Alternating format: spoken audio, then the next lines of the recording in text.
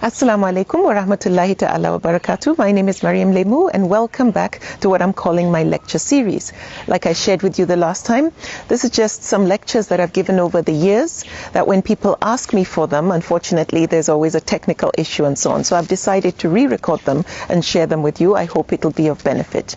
Now this is the second of 3 episodes that I'm going to be sharing with you that I'm calling Shine Your Light Brightly. During the last episode, I shared with you that whether we like it or not, people are looking up to us as role models. But what are we actually modeling? What are you known for in your neighborhood or professional fields or in school and so on? Wherever it is, every walk of life. What is your reputation? Are you known to be honest and trustworthy in character and competence? What are we teaching our children? What are we teaching those that are looking up to us? Now we need to stop sitting around and complaining about what's wrong in this country or in our environment or with people around us. We need to stop comparing notes as to who has had the worst experience. Unfortunately, we seem to focus often on just the negative. We need to start doing what is right and sharing what is right. Now there's plenty of right if we look around. Now we need to also change our weak batteries. For some whose light is not shining as brightly as it should, for others to look up to and emulate, we may need to recharge or replace our batteries and focus on solving problems, not compounding issues. There are 2 quotes that I love, and I share this with so many. The first one is, if you're not part of the solution, you're part of the problem. My mom has raised me in a world of possibilities, and whenever I come to her with problems, she always asks me to come up with a solution. Then she can help and bring ideas and so on. So what are the solutions to the problems we are facing, and how are you contributing to solving them? The second quote that I love is, you don't need a title to lead. You don't need to wait for others to take the driver's seat and take charge and make things happen. Now, as the youth are growing and hearing about the hopelessness, the apathy, the cycle will continue. Ask yourself honestly, are you making things worse or are you making things better? Are you part of the problem or are you part of the solution?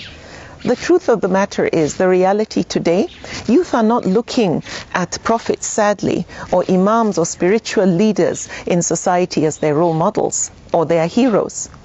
Unfortunately, it is musicians, athletes, sports stars, reality TV stars, and even some politicians. They think these are our role models because they've got the biggest cars, the biggest houses, and they also want. But what about the source? Who are these role models? The trouble is, they don't have enough to choose from. They don't have enough models, people modeling exemplary behavior for them to choose from. Even in movies we produce, we don't seem to care to create heroes. Look at what Hollywood has done. They've been successful in convincing their citizens and the world that America saves the world. We often see this in so many of the movies. Even in their comics, they have heroes, Captain America, Wonder Woman, and so on, and they are wearing the colors of their flag. They've created this sense of national pride and making a difference, being a hero. Unfortunately here, Nollywood, Kannywood, and so on, what are they promoting? Crime, 419, prostitution, witchcraft, things that are eating away at the fiber of our values and culture. The youth today are lacking enough who can speak to them in the language they relate to, that they can connect with, understand them, not judge them, and redirect them and guide them. What we need to do is to inspire them. If they don't relate and connect with us, we are wasting our time. The country's future, our Islamic identity and pride lies in our hands. We really need to believe that we can make a difference. So we need to shine our light brightly and not wait for someone else to shine theirs for us or to shine theirs first. So again, I ask, whose permission are you waiting for to take that driver's seat and shine your light brightly? I always ask that people be very careful. Often we look at people who are actually making efforts, however small, and we end up putting their lights out. We rant and rave about footballers, about Nollywood actors and Hollywood actors and so on. Whatever small contribution somebody is doing, encourage them. Don't go with but or start to judge them and criticize them. What are you doing yourself? It's so important we are careful about this. Focus on yourself and your contributions. Now I want to ask you a question. Did you at any point in your life have somebody influence you significantly in a positive way, guide you? Think about it.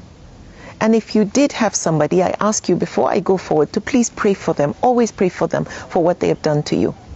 But now, what are you to others? Since you had somebody influence you, what are you to others? Are you significant in people's lives? Are you paying forward what someone else did to you? Whose lives are you touching? And what legacy are you going to leave behind? And is it even worth leaving behind? We never remember those who did things only for themselves. We've never buried anybody and say, oh, we're going to miss them because they took good care of themselves. But often we will always be remembered for things we did to and for others. So add to what you are currently doing to be more useful, to make more of a difference, to touch more lives and to influence more people. Like my father always says, improve upon it. Whatever it is you're doing, improve upon it. Now, when you do something that benefits others, that is a meaningful life. That is the Prophet's way of life. Like Allah says in the Quran, is the reward for good anything other than good? Now remember these questions, please. How significant are you in the lives of others? How significant are you in the lives of others? Is your presence felt? Will your absence be noticed? And then who will cry when you die? Who will cry when you die?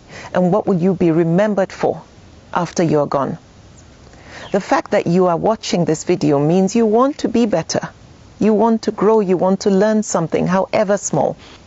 However, because we attend Islamic functions, because we watch inspirational videos, it doesn't mean we are better Muslims for it if nothing good comes out of us from what we have learnt. Because you go to the mosque doesn't make you a good Muslim. Because you fast or go for Umrah doesn't make you a good Muslim. Now, while all these things are good, they are so far from sufficient if it doesn't make us better so that we can do better. If it doesn't help us become a better parent, become a better friend, a better daughter or son, a better, more responsible employer or employee, a better husband or wife, or a better citizen.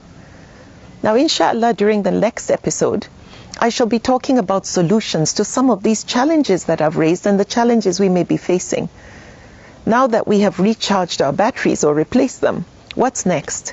I promise you, inshallah, that if you can apply some of the lessons I've been sharing with you, that you will find your life is so much more fulfilling and more meaningful. Like I said before, if you enjoyed this episode and other episodes, please forward it to others so it can be of benefit to them as well. Please join me next time. Assalamu alaikum.